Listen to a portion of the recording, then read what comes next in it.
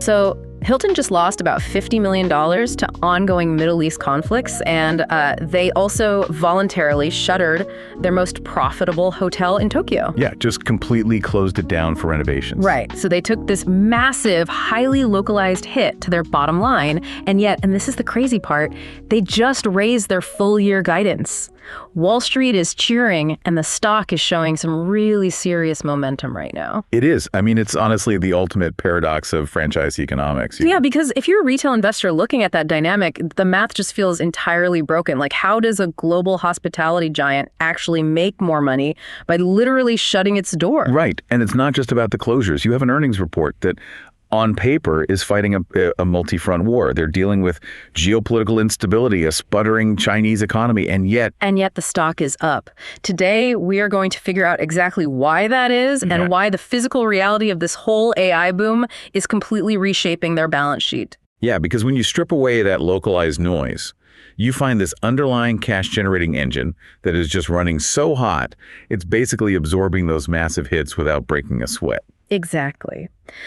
So welcome to this exclusive deep dive from Talk Tickers. We're looking at the raw transcript of Hilton Worldwide Holdings, ticker symbol HLT, and their second quarter 2026 earnings call.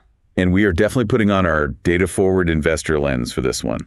No fluff, no PR spin from management. No spin at all. We're going straight into the headline numbers, and then we'll unpack the structural drivers behind those numbers. We'll decode the forward guidance and ultimately give you an opinionated, actionable bottom line on whether this is a bullish or bearish setup. Because the environment Hilton is operating in right now, I mean, mid-2026, it's incredibly complex. We're just looking at a hospitality company here. Right. We're basically analyzing a proxy for global capital flows. Exactly. You have to weigh corporate travel budgets against, persistent interest rate pressures, massive real estate development cycles, regional demand shocks. It's all connected. It is. Okay, let's unpack this and start with the baseline financial health because the top and bottom lines really frame this entire debate.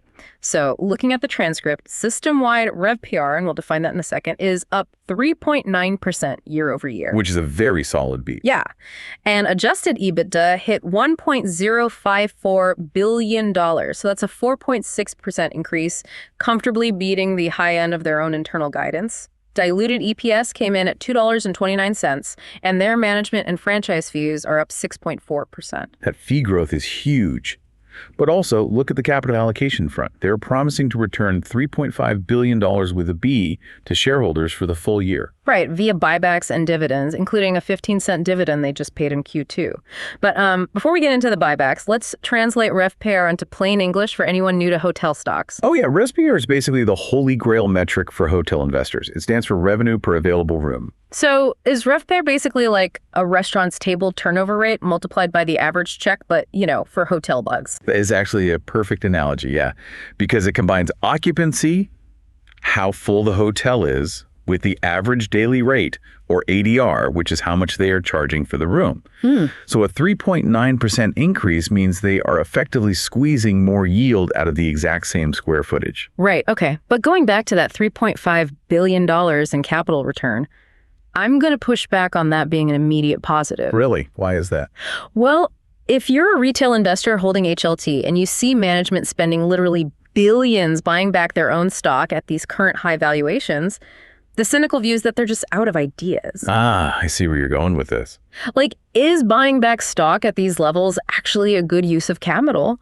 Or are they just, financially engineering their EPS growth because they can't find a better internal project for that cash? It's a totally fair critique, but mostly if you're looking at a traditional asset-heavy business, I mean, if Ford or General Motors were buying back that much stock instead of, say, investing in R&D or new factories, you would ring the alarm. Right, because they need to build the actual cars. Exactly. But Hilton operates a capital-light franchise model. They do not need to deploy billions in capital expenditure to build new hotels. Their franchise partners do that. So the real estate risk is mostly on the franchisee. Right. Hilton's internal capital requirements to run the corporate infrastructure, the marketing, the software stack, it's relatively low compared to the staggering free cash flow generated by that 6.4% growth in fee revenue. So that fee revenue effectively acts as a pure high margin annuity for them. Yes. When your underlying fee base is growing at 6.4% and your corporate overhead is pretty much fixed, that incremental revenue drops straight to the bottom line. Their operational leverage is just massive. So when they exhaust their internal investments, like tech upgrades or maybe some strategic bolt-on acquisitions, Right. they're just left sitting on a mountain of cash. Exactly. In a capital-light model, retiring shares to aggressively shrink the float is often the most mathematically efficient way to reward the investor. But, and this is the key, that's provided the core business continues to capture market share. Right. And that's the big question. Let's test that premise. Are they actually capturing market share, or are they just riding a rising tide of inflation that's pushing those daily rates higher? Well, to answer that, we have to look at the story behind the numbers. Who is actually booking these rooms? Yeah, because a 3.9% REVPAR growth is solid, but we need the mechanism. If we break down the geography, the U.S. market is really doing the heavy lifting here. U.S. REVPAR was up a massive 5.4%. It was, but the absolute star of the quarter was business transient REVPAR. Globally, that was up 5.7%. Wait, 5.7%? Yeah, and that is a 300 basis point acceleration from just the first quarter. And within the U.S., it stepped up 400 basis points. Wow. Okay, so this isn't group conventions or families going to Disney World. This is the individual corporate road warrior. Exactly. This is the critical demographic shift right now. But it's not the Fortune 500 road warrior, right? Because management was very specific about the breakdown on the call. They said large corporate travel grew maybe 4.5 to 5%. Right, which is fine, but not explode. But small and medium-sized businesses, the SMB segment, grew at 7%. They are completely outpacing the enterprise clients. Meanwhile, leisure transient, like we said, families on vacation that lagged heavily, only up 1.6%. Yeah, leisure is definitely softening a bit. And then there's the elephant in the room with these U.S. numbers, the World Cup. Management admitted the World Cup added, roughly 1.5 to 1.7% to that Q2 REVPAR. Yeah, the World Cup dynamic is exactly why you have to strip away the localized noise to see the true run rate of this business. Because if I'm looking at my own portfolio, I am immediately discounting that 5.4% U.S. growth. I mean, you have hundreds of thousands of soccer fans flooding into North American cities, booking up entire grids of hotels, paying absolute top-tier surge pricing. It's a massive influx. That is a sports illusion. It's a one-off event. If we strip out the sports fans, we adjust for the easy year-over-year comparisons they had against a weak Q2 last year, is this core business actually humming, or are they just masking a stagnant summer with a sports anomaly? It's a great question, but Chris Nassetta, the CEO, actually addressed that directly on the call, and the math does hold up to scrutiny. He didn't try to blend the World Cup into the baseline. Okay, so what is the real number? If you take that 5.4% U.S. REVPAR growth and you surgically remove that 1.5 to 1.7% World Cup bump, and then you further normalize the baseline to remove the easy comps from last year's calendar shifts. Right, taking out all the noise. Exactly. The underlying organic run rate of the core business is still sitting at a 2.5% growth rate. 2.5% organic growth without the nitro boost of global sporting events. Which is actually incredibly healthy when you realize what is driving that 2.5%. It is that 7% surge in SMB travel. You really have to understand the sociology and the corporate mechanics of who is on the ready right now. Well, why is a regional manufacturing supplier traveling so much more than, say, an executive at a multinational tech firm? Because the enterprise executive can rely on Zoom, and their CFO can easily mandate a top-down global travel freeze to protect quarterly margins. We see that constantly in the Fortune 500 space. T&E is the first budget slashed when rates stay high. Travel and entertainment, right? Yeah, but an SMB, like a mid-sized logistics firm or a specialized HVAC contractor or a regional sales team, they do not have the luxury of a travel freeze. Their travel is directly tied to revenue generation. Oh, so if they don't fly, they don't get paid. Exactly. They have to fly out to inspect the site, close the deal, or service the equipment, or the business dies. It's obligatory revenue-dependent travel. And I imagine that type of travel happens heavily during the week, like Tuesdays and Wednesdays. Right. And historically, midweek inventory is the hardest for a hotel to monetize. Yeah. I mean, filling a room in a suburban business park on a Wednesday requires a highly active corporate ecosystem.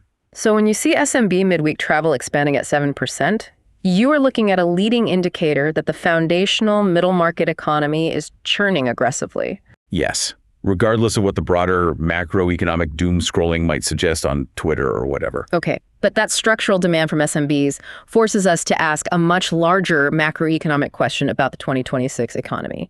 Because if you are listening to this and you're looking at the broader economic data where consumer savings are down and discretionary spending is tight, You're probably wondering how on earth these mid-market businesses have so much capital to deploy on travel right now. This was honestly the most profound macro insight from the entire earnings call. Management explicitly defined the current environment as a C-shaped economic recovery. A C-shaped recovery. Okay, let's define the C-shape for the listener. So the top of the C represents the luxury market, right? And that has remained incredibly strong. Right. The high-end consumer is still spending. They're still booking the Waldorf Astoria. Exactly. But the middle and bottom of the C, mid-scale and upper mid-scale hotel brands, those were actually contracting last year. Growth was negative. But now management says that trend has violently flipped, and those mid-tier properties are suddenly posting positive 4 to 6% growth. The total inversion of the previous trend. And the mechanism driving this inversion isn't consumer confidence, it's industrial policy. Management pointed to a specific metric on the call, NRFI, or non-residential fixed investment. Yeah, NRFI is a crucial metric here. They claim NRFI has the highest historical correlation to hotel demand growth, and right now it is being heavily stimulated by public infrastructure spending and, more importantly, massive private sector investment in the AI complex. The physical manifestation of the AI boom. Here's where it gets really interesting. This completely changes the narrative around AI for an investor. When we hear AI, we typically think of software margins, cloud computing, semiconductor design. Right, the digital side. But the physical reality of AI is thousands of tons of concrete, structural steel, and copper wiring. If a massive tech conglomerate commits to building a $500 billion AI data center campus in, say, Kentucky, the thousands of contractors building that campus need somewhere to sleep. Exactly. And they are not expensing $800 a night rooms at a luxury resort. No, absolutely not. The electrical engineers, the site safety managers, the heavy machinery operators, they are buying out entire floors of the local Hampton Inn or Hilton Garden Inn for 6 to 8 months straight. This is where understanding that NRFI metric gives a retail investor a massive edge. Because NRFI tracks corporate capital expenditures on physical structures and equipment. And historically, the correlation between a spike in NRFI and a spike in mid-scale hotel demand is nearly 1-to-1. Because, like you said, you cannot pour concrete over a video call. You really can't. Physical infrastructure requires physical humans to mobilize to a localized area. And these are not quick projects. Right. The timelines on these builds are massive. That is the crucial part. If we look at the capital expenditure cycles for these trillion-dollar AI data centers or the semiconductor fabrication plants being built right now, the timeline is immense. I mean, permitting and zoning take a year. Civil engineering and site prep take another year. Vertical construction is 2 years. And then internal cooling and server installation is another year on top of that. Exactly. So when Hilton sees their mid-scale segment jump to 6% growth, they aren't looking at a transient spike. They're looking at a multi-year structural tailwind baked directly into the construction schedules of these mega projects. Wow. So it creates this barbell effect across their entire portfolio. The barbell effect, yes. The investment bankers structuring the financing for these data centers are thriving at the top of the C-shape, driving luxury REVPAR. And the specialized contractors executing the build are thriving at the bottom of the C-shape, driving mid-scale REVPAR. And Hilton has positioned its brand architecture to capture the liquidity flowing to both ends of that spectrum. It's remarkably well engineered. It is, but the U.S. story is incredibly clean. We have to acknowledge that Hilton's vulnerability lies in its global footprint. We need to look at the international map because this is where the earnings report gets extremely muddy. Oh, yeah. The geographic puts and takes are severe this quarter. Let's map it out. So Americas outside the U.S. grew 4.6%, driven mostly by Canada. Europe posted a 4.3% gain, led by the U.K. and Ireland. Very solid numbers there. And APAC, excluding China, was a huge standout at 6.3%, fueled by a massive surge in Japan and Korea. But the headwinds are massive. REVPAR in China was down 2.2%. Yeah, management pointed to government restrictions and just a total collapse in group travel there. And then the Middle East and Africa region in May, they literally fell off a cliff. REVPAR down roughly 30% due to the ongoing geopolitical conflict. A 30% regional contraction is just devastating for local operators. And it gets worse for the corporate bottom line. CFO Kevin Jacobs quantified the damage. He outlined a $50 million drag on their full-year EBITDA. Roughly $20 million of that is pure lost fee revenue just vanishing from the Middle East. Gone overnight, essentially. Right. And the remaining 20 to 25 million is tied to 3 highly strategic flagship properties that are either closed or undergoing massive renovations, specifically Munich Park, Amsterdam, and Tokyo. See, if you are an investor, this is the ultimate stress test of the franchise model. You have a massive geopolitical demand shock in one region, a macroeconomic property crisis dragging down consumer spending in China, and a voluntary $25 million hit to renovate key assets in Europe and Japan. And this brings me back to the question I opened the show with. If they're taking a $50 million punch to the gut, how on earth is a CFO raising full-year profit guidance? Right. Doesn't seem to add up. Where is the accounting offset here? You don't just lose $50 million in high margin fees and suddenly post better than expected EBITDA unless the core U.S. and European business is carrying an unnatural load. If we connect this to the bigger picture, it is carrying exactly that load. But it's not unnatural. It is the mathematical reality of their current operational leverage. Walk me through that. Let's isolate that $50 million drag. If the Middle East had simply remained flat year over year, not even grown, just stayed flat, and those 3 flagship hotels had remained operational, Hilton wouldn't have just beaten consensus estimates by a few pennies. They would have annihilated their guidance. So the reported 4.6% EBITDA growth we talked about earlier is actually highly suppressed. Highly, highly suppressed. Yeah. The underlying velocity of the global business is likely running several hundred basis points higher than that headline print. Wow. The U.S. SMB demand, that AI construction boom, and the European leisure rebound, they are generating so much excess cash flow that they can completely swallow a 30% regional collapse in the Middle East without the corporate balance sheet even really feeling the impact. Okay, that answers the Middle East impact. But what about the strategic closures? Deliberately taking your most profitable properties offline, like the one in Tokyo, seems incredibly risky when you are already facing these geopolitical drags. It sounds crazy, but it is a calculated arbitrage on future rates. Take the Tokyo property, for instance. It is historically one of the largest EBITDA contributors in their ownership portfolio. So why close it? Management isn't closing it because demand is weak. They're closing it because the Japanese market is running so hot, up 6.3% across APAC, that the property was actually leaving money on the table due to aging infrastructure.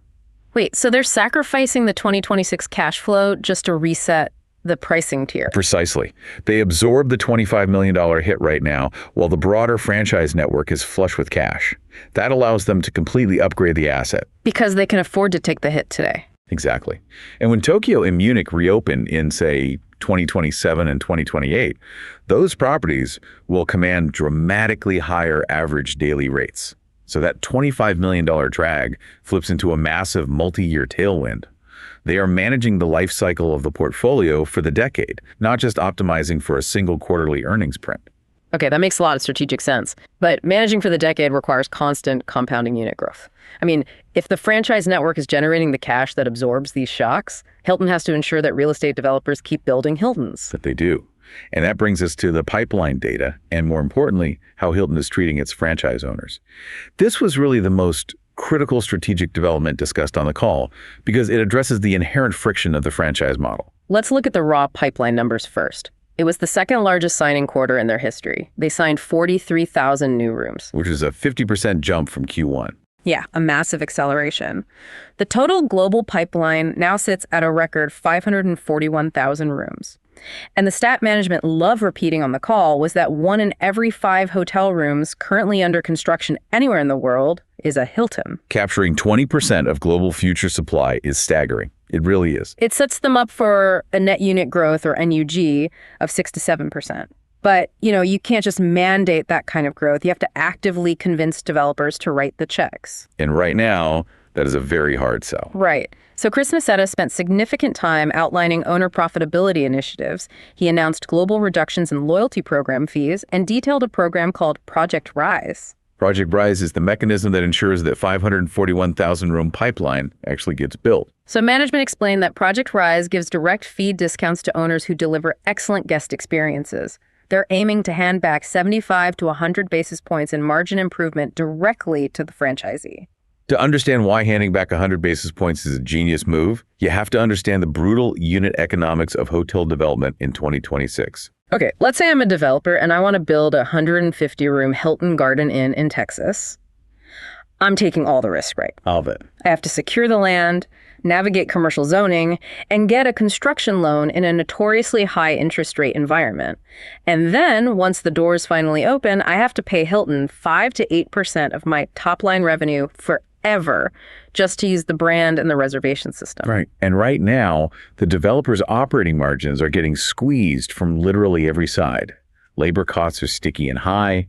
Commercial property insurance premiums have just skyrocketed over the last few years. Energy inflation is eating into the bottom line, too. Exactly. So the developer looks at their pro forma spreadsheet and sees their own profit margins shrinking while they are still writing a massive royalty check to Hilton every single month. And so the friction builds. The developer starts asking, what am I actually getting for this 8% fee? Precisely. And if the developer gets squeezed too hard, the underwriting on new projects just fails. The local bank won't finance the construction loan because the debt service coverage ratio is too tight. And if that happens globally, Hilton's 6 to 7% net unit growth completely stalls out. So Project Rise acts effectively as a tax rebate for the developer to keep them building. I was thinking of it earlier, like a velvet rope VIP program for franchise owners. A VIP program? How so? Like if you keep your hotel sparkling clean, your guest satisfaction scores are high, and the brand looks good, you get past the velvet rope and you pay lower fees. That is the perfect mechanical analogy. It is a targeted royalty rebate based on performance. Sure, Hilton is utilizing its massive global scale to find operational efficiencies at the corporate level. And instead of keeping those savings to pad their own margins, they are passing 75 to 100 basis points back down to the VIP owner. But they are conditioning the rebate on brand standards, which completely aligns the incentive structure. Exactly. Hilton doesn't have to act as a punitive dictator, sending inspectors to threaten owners with fines. The owner is financially motivated to maintain the asset themselves. And that 100 basis point margin improvement might sound small to a retail investor, but in commercial real estate, it dramatically improves the net operating income of the property. It's often the exact margin needed to get a new construction loan approved by a commercial lender. Yes. And Hilton is also deploying new tech initiatives that compound that margin expansion. They talked about a direct API connection with the corporate travel platform, Naven. Oh, right. So if Hilton builds an API that plugs directly into Naven's corporate travel software, those SMB road warriors we talked about earlier book directly through Naven. Right. The system basically talks directly to Hilton. So the hotel owner doesn't have to pay a 15% commission fee to an online travel agency like Expedia or Booking.com. The API completely bypasses the toll booth. Wow. The owner keeps that 15%, their profitability surges, and the next time they have capital to deploy, they absolutely choose to develop another Hilton over a Marriott or an IHG. It creates a structural moat around their developer network, which is why you see that pipeline accelerating so fast. When an owner feels like the brand is actively sharing the inflationary burden rather than just extracting top-line royalties, you get 1 in 5 market share on global construction. Okay, let's synthesize all of this data, the macro headwinds, and these developer strategies into a final verdict. We need to look at management guidance and establish the bottom line for the retail investor. Because guidance is where management's rhetoric actually meets reality. So for the third quarter, management is projecting REVPAR growth of roughly 4%, with EBITDA landing between $1.035 and $1.055 billion. But the real signal is in the full year 2026 raise. They bumped full year REVPAR expectations to a range of 3 to 3.5%. They raised full year adjusted EBITDA to between $4.04 and $4.08 billion. And EPS guidance was lifted to $8.89 to $9.01. Raising the full year outlook in the second quarter, while simultaneously acknowledging a $50 million geopolitical headwind. I mean, that is an immense display of confidence in the underlying pipeline. There is one caveat we do have to address, though. Management explicitly warned that the fourth quarter will be slightly softer. They cited calendar shifts, but more specifically, they pointed to the distraction of the U.S. midterm elections. The midterm effect is a heavily documented drag on corporate travel. Break down the mechanics of that for us. Why does a political election freeze corporate spending on travel? It creates a temporary vacuum of certainty. In October of an election year, the airwaves are totally saturated, and regulatory outcomes for the next 2 years are entirely unknown. So if a corporate board is planning a massive offsite retreat, or they're authorizing heavy T&E budgets for a new sales initiative, They just wait. Yeah, they will almost always pause those expenditures until the second week of November, when the legislative landscape is actually clear. It pulls demand out of October and pushes it into the first quarter of the following year. So it's a deferral of revenue, not a destruction of demand. Exactly. Management was adamant that the underlying run rate will remain strong, even if the Q4 headline number looks slightly softer due to that deferral. All right, this brings us to the ultimate question for talk tickers. We've dissected the baseline numbers. We understand the C-shaped economy and how physical AI infrastructure is filling mid-scale beds. We mapped out the geopolitical drags and how the franchise network just absorbs them. And we've seen how Project Rise defends that massive 541,000 room pipeline. You've covered a lot of ground. So what does this all mean? If you are a retail investor holding HLT or looking to deploy capital here, what is the bottom line? Is this a bullish or bearish signal?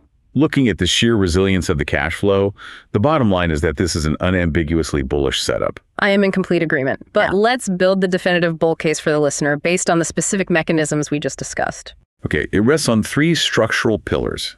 First, you have undeniable proof of operational leverage. The fact that the core business can run hot enough to completely mask a 30% collapse in the Middle East and a multi-million-dollar drag in Asia proves that the geographic diversification of this portfolio is actively mitigating risk. The baseline is just unshakable right now. Second, the macroeconomic demand drivers are not fads.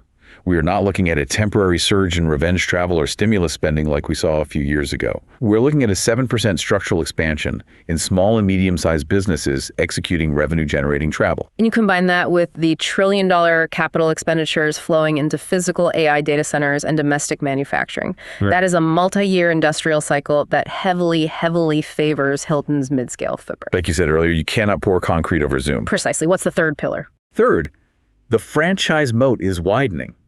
By voluntarily sacrificing 100 basis points of margin via Project Rise, Hilton is effectively subsidizing its developers through a period of high inflation. That ensures the 541,000 room pipeline actually breaks ground. Right, they keep the machine moving. When you have a capital-light business model that generates enough free cash flow to buy back $3.5 billion in stock, while simultaneously capturing 20% of all future global hotel supply, you are looking at a highly defensive compounder. It really is an inflation-resistant cash machine with a massive growth pipeline attached to it. Bullish all the way. The fundamentals definitely support the valuation. That is the granular, actionable breakdown you need to understand this earnings report. But before we sign off, I want to leave you, the listener, with a final thread to pull on, something that builds on the physical realities we discussed today. Oh yeah, we spent a lot of time on the physical construction of the AI complex today. Right. We talked about how the blue-collar physical construction of these data centers is flooding mid-scale hotels with contractors right now. But think about the next phase of this cycle. On the call, management briefly mentioned their tech initiatives, specifically the rollout of a Hilton AI planner and deeper API integrations. Transition from the hardware phase to the software phase. Exactly.